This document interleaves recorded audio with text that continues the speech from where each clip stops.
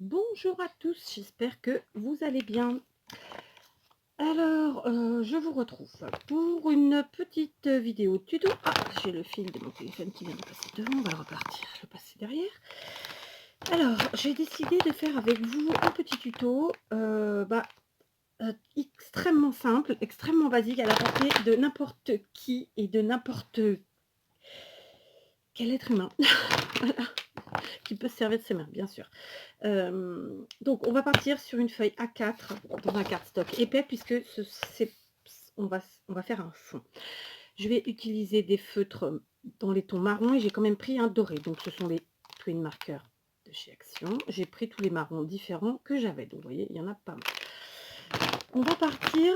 Alors, pour être tout à fait honnête, cette idée, je l'ai eue en suivant les cours de ma petite il y a plusieurs jours en arrière à la télé, où en fait, en éducation artistique, ils avaient, un cours, qui était vraiment hyper sympathique et je me suis dit: «Mais pétard, pardon, j'ai failli dire le gros mot, hein, je l'ai pas vraiment dit, je l'ai un peu déformé, pardon.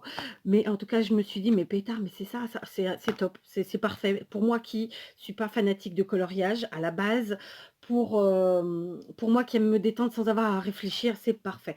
Donc tout simplement, ça va être un peu dans l'esprit doodling, bien que ça n'en soit pas réellement à mon goût, à mon avis. Voilà. Après chacun voit midi à sa porte, comme j'aime le dire. Je vais prendre un marron et je vais prendre la pointe fine.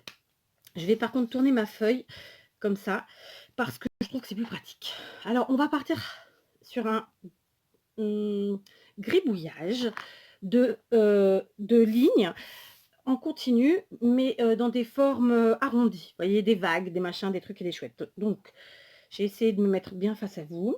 J'espère que vous verrez bien. Donc, tout simplement, je vais partir faire plein de lignes, de vagues comme ça, qui se chevauchent les unes avec les autres. D'accord? Et ça nous donne déjà ceci. D'accord? À l'intérieur de chacune, enfin pas de chacune, mais d'un certain nombre de ces formes créées par mes, mes gribouillages, mes vagues, je vais tout simplement venir combler avec mes différents marrons. Alors, c'est pas vraiment du marron celui-là, hein. Donc, par exemple, ici, j'ai fait ça. D'accord? J'allais dire un rikiki, non, un zigouigoui. Ici, je vais prendre celui-là et je vais venir, par exemple, faire... tiens, dans celui-ci, je vais vous baisser, j'espère que vous verrez bien. D'accord? Je vais faire des traits, d'accord, en essayant de ne pas dépasser mes traits initiaux du gribouillage. Voilà. Je vous dis à la manière du doodling. Ok. Et puis ensuite, des traits qui se croisent, ça va nous faire former des petits carreaux. Plus ou moins de la même taille. Voilà, on est pour le millimètre. Hein. D'accord? De là, je vais venir colorier mes carreaux, mais 1 sur 2. Donc, je vais faire une première ligne, histoire d'avoir un repère. D'accord? Donc, c'est vraiment pour tout le monde. Enfants, adolescents, parents, grands-parents. Je veux dire, on peut tous le faire.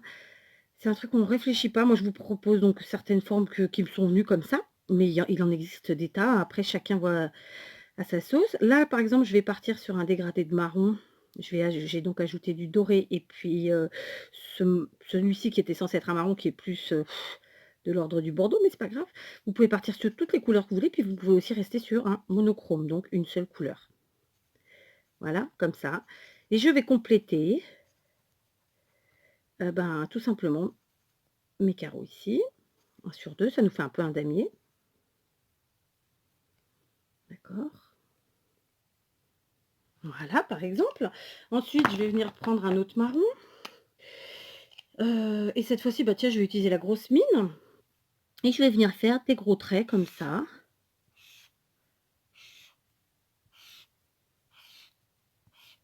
D'accord. Je vais prendre un autre marron. Je vais venir faire des pois, tout simplement. Tiens, j'en mets comme ça, je me mets un repère. Hop. Voilà, des petits pois. Ensuite, je vais reprendre une autre couleur. Tiens, je vais prendre mon doré que j'ai pas encore utilisé. Et puis, je vais venir chercher une forme qui soit pas trop grosse et qui ait 4 côtés uniquement, mais un peu quand même un peu dans le même esprit. Tiens, par exemple ici, d'accord. Oh, bah, ma mine est en train de se sauver, donc je la remets. J'espère que ça va fonctionner. Et tout simplement, je vais venir essayer de garder la même forme, comme ça. C'est pas parfait, mais ça ira très bien. D'accord. Ensuite, je vais en prendre un autre. Je vais venir faire, par exemple, des lignes. Alors, tiens, je vais prendre celui-ci. Alors, hop.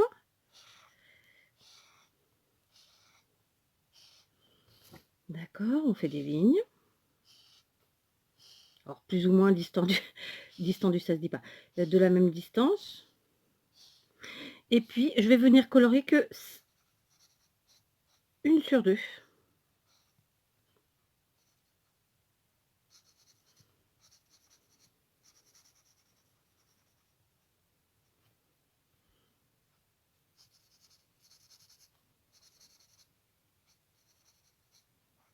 Voilà.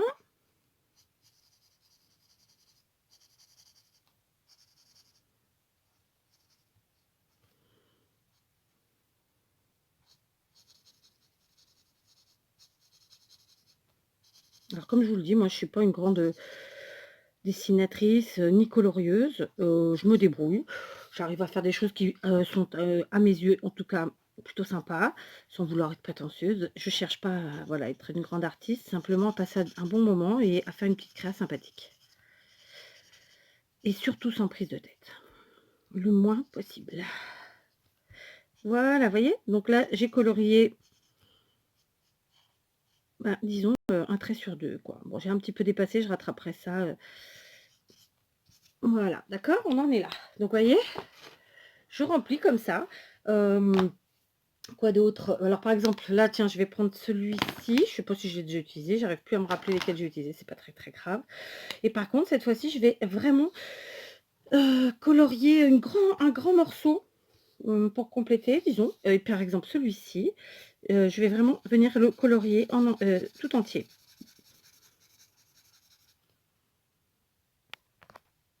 Voilà. Donc, j'ai colorié toute cette surface. Et puis, je vais continuer comme ça à faire, allez, je vous en montre encore un ou deux. Par exemple, quand on fait les traits, comme je l'ai fait ici ou là, on peut vraiment faire plein de choses différentes du coup. Alors, tiens, ici, c'est un tout petit, je vais aussi le colorier, pardon. Voilà. Ensuite, comme je vous disais, je vais faire des traits. Alors, par exemple, ici.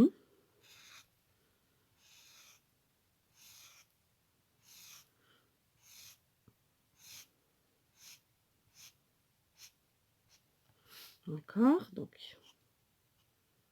tac. Et je vais colorier. Tout à l'heure, j'ai fait 1 sur 1 sur 2. Bah là, je vais faire 1 sur 3.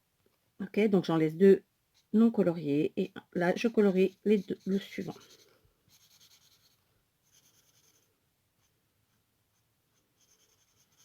Etc. 1, 2, je les laisse. Je fais le troisième.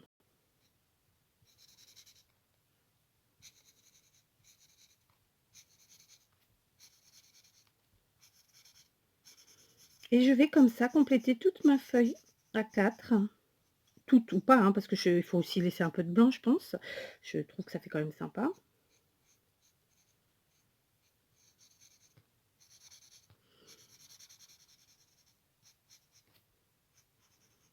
Voilà, d'accord. Donc le fait de faire des traits comme ça, on peut colorier 1 sur 2, 1 sur 3, 1 sur 4. Vraiment, ça permet plein de choses. Je vous en montre un dernier, parce que je crois que je vous l'ai déjà dit, mais c'est pas grave. Je vais par exemple les ronds. J'aime bien aussi faire avec des ronds. Donc je vais prendre une grande surface, comme ici. Je vais partir d'un point ici. Ah, alors là, il ne marche pas bien. On va prendre un autre. On va prendre celui-là. Donc on fait un rond. Et comme ça, je vais faire plein de ronds. Rond, ovale, enfin voilà, hein, une forme circulaire. Ensuite, je vais venir en quinconce, compléter comme ça. D'accord. Et compléter comme ça toute la forme qui est ici. Voilà. Donc voilà, il y a une infinie possibilité de formes comme ça à colorier, à remplir. Je vais donc m'amuser à en faire d'autres. Je vais le faire, j'ai envie de vous dire hors caméra puisque c'est le mot, et je reviens vous montrer ça quand c'est fini et pour la suite du tuto. D'accord? Après, vous pouvez faire plus ou moins grand. Vos ronds comme ça, vos formes, vous pouvez y mettre un petit point dedans. Enfin, voilà, il y a vraiment plein de possibilités. Comme je vous dis, ça c'est un peu comme du doodling, mais dans mon cas, moi, je considère pas que c'est du doodling parce que c'est... Ouais, je sais pas si on peut considérer. Je verrai, je regarderai ça, tiens, d'ailleurs, la définition du doodling quelque part. D'accord? Donc, je finis et je vous montre quand c'est fini. Voilà, j'ai donc terminé de faire toute ma feuille, donc je vais essayer de vous la montrer au plus près. Donc j'ai joué avec mes couleurs, avec les formes. J'ai vraiment pas fait compliqué, hein, c'est du gribouillage pour moi. D'autres appelleront ça peut-être un assimilé doodling, je sais pas. Je n'ai pas encore regardé la définition réelle de ça, mais bon, c'est clairement des formes géométriques, donc bref. Donc là, je l'ai fait dans les tons marron et un peu doré, et j'en avais fait une précédemment, tout en noir et blanc. J'aime beaucoup le combo noir et blanc, avec une petite pointe de rose ou de violet derrière, voire de rouge, c'est top. Donc, on fait celle-là en tuto, donc je la fais avec vous. Vous savez que moi, j'aime le format carte 7 par 14. Alors, il y en a qui appellent ça un tag, moi j'appelle ça une carte au format 7 par 14, puisque un tag, c'est pas forcément ça. C'est pas parce que c'est rectangle que c'est un tag, parce qu'après tous les cartes, c'est une forme rectangulaire, n'est-ce pas? Donc, 14. Alors, hop, une. Voilà, bien entendu, je ne jette pas mes chutes. Voilà, 14. Donc, du coup, pour les nouveaux, vous le saurez, les anciens le savent déjà, je pense. Au format A4, ça me permet de faire 6 cartes. Justement au format 7 par 14, du format, deux formats ou deux tailles 7 par 14. Voilà, c'est et zéro chute, puisqu'après moi je me sers de ces petits morceaux pour faire un sentiment, tout simplement. Donc là j'ai préparé mes 6 cartes, je vais en faire qu'une avec vous, évidemment. Donc je vais prendre celle-ci qui est un peu colorée. Je vais me munir de... Je me suis donc munie de ma crocodile, d'accord. Si vous n'en avez pas, vous utilisez tout simplement une petite perforatrice ou bien un autre outil à mettre des œillets si vous en avez, hein, pas de souci. Moi, j'ai envie de m'amuser aujourd'hui avec ça. Je vais utiliser un œillet blanc. Donc, dans un premier temps, je vais venir perforer ici dans la partie un peu marron. D'accord, j'ai envie que mon œillet se voit. Donc, voilà. Hop, j'ai fait un trou ici. D'accord, et je viens mettre mon œillet. Tout simplement. Donc, pour mettre l'œillet, hop, et on appuie, et voilà, mon œillet est mis. Donc, je range mon petit ustensile, tout cas provisoirement. Je vais venir placer du double face en 3D derrière, donc c'est du double face de chez Action, tout bêtement.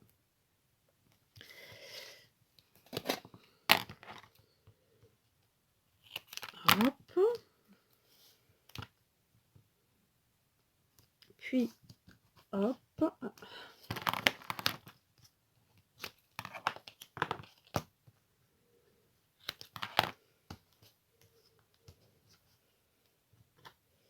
J'en mets au milieu aussi. D'accord. Voilà. Ça, c'est fait. Et en fait, je vais venir me servir de mon œillet pour faire une petite déco qui, vous allez le voir. Donc, comme je vous le disais précédemment, pour vous, il y a moins de 5 secondes, moi, il y a plusieurs heures. Donc, j'ai installé mon œillet pour faire une petite déco. Alors, pour faire ma petite déco, je vais utiliser, excusez-moi, je vais vous redresser. Je vais utiliser un tag en bois qui venait de chez Action il y a très longtemps, qui est quand même un peu grand puisqu'il fait un peu moins de 4 cm sur 8. Je vais venir le coloriser avec un twin marker, donc marron foncé, c'est le 98, sauf erreur de ma part. Vous pouvez, donc là, j'utilise clairement une couleur que j'ai utilisée pour faire le fond, genre à la manière du doodling, hein. Avant de mettre la vidéo en ligne, je vérifierai, enfin, au moment de la mettre en ligne, je vérifierai la définition réelle de doodling, bien que j'ai mon idée, hein. Je suis pas en train de dire que je ne sais pas ce que c'est, je vous dis simplement que, voilà, j'aime bien vérifier les choses avant de l'affirmer et je mettrai un petit mot sous la vidéo, en barre d'infos, pour vous confirmer ou pas qu'on puisse considérer notre base comme du doodling ou pas. Donc j'ai colorisé mon tag, mais je ne colorise qu'un côté, je n'ai pas besoin de coloriser l'autre. Par contre, c'est extrêmement foncé, donc je vais finalement coloriser l'autre côté et prendre une couleur plus claire. Je vais prendre le doré, parce qu'en fait, vous allez voir que je vais tamponner mon tag. Alors, je vais le tamponner à la Stazen. Et il est évident que si la couleur est trop foncée, on ne verra pas mon tampon. Alors, je vais le tamponner à la Stazen, mais j'aurais parfaitement pu tamponner à la Versamark. Donc, la Versamark, pour ceux qui ne savent pas, c'est tout simplement de l'encre colle. Et ensuite, utiliser l'embossage à chaud pour faire mon sentiment. Mais je ne le ferai pas. Voilà. Je le ferai pas. Mais j'aurais pu. Voilà, donc c'est plus clair, c'est mieux. Ok, on voit un petit peu encore les traits de crayon, c'est pas grave. Ça va partir. Comme je vous disais, j'aurais pu le faire à la poudre embossée. Ça serait bien vu, mais bon, non, c'était pas mon idée de départ, donc j'ai pas envie de le faire. Voilà, tout simplement. J'ai pris un sentiment petit tout qui va bien pour toutes circonstances. Pardon. Et je vais venir le placer en bas de mon tag comme ça. Appuyez bien fort. Et voilà, comme ça, j'ai mon sentiment sur mon tag. Je vais ensuite ajouter, pardon, une petite pointe de colle, me munir d'une demi-perle en forme de cœur, toujours de chez Action. Donc, je vais prendre la gris foncé. Hop, c'est réglé. Ensuite, j'ai un petit bout de ruban de satin blanc que j'avais préparé. Alors, juste à titre indicatif, il fait une vingtaine de centimètres. Bon, il y a un peu de gâchis, mais moi, pour ce que je vais en faire, je préfère qu'il y ait un peu plus parce que j'ai envie de vous dire, je préfère assurer mes arrières et être sûr que ça se fixe bien à l'arrière. Si on met un morceau trop petit, ça peut se décoller ensuite, se défaire. Mais clairement, il y a plus de la moitié de gaspillé. Je vais venir passer mon ruban ici devant dans l'œillet, tout simplement.